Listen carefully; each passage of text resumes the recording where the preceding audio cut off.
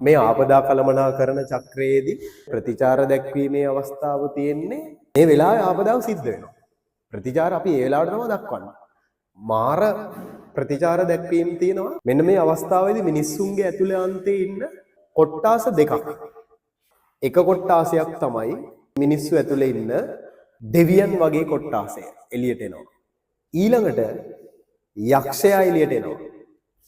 දැන් සාමාන්‍ය ජීවිතෙත් අපේ අනිවාර්යයෙන්ම අපේ ආත්මය ඇතුලේ දෙන්නෙක් වැඩ කරනවා. එක්කෙනෙක් අපිව නරකට ඇදලා දාන යක්ෂයානේ. ඔයාර ටින්ටින් කාටුන් එකේ ස්නෝවිට ඔය සිද්ධිය වෙනවා දැකලා තියෙනේද? ස්නෝවි එක පැත්තකින් කියනවා යක්ෂයෙක් වගේ ඇවිල්ලා මේක කරන්න එපා. එක පැත්තකින් කියනවා දෙවියෙක් වගේ මේක කරන්න එපා කියලා. මෙන්න මේ යක්ෂයා මතුවෙච්ච අවස්ථාවලට ලංකාවේ සුනාමි අවස්ථාවේදී අපිට එක්සැම්පල් තියෙනවා.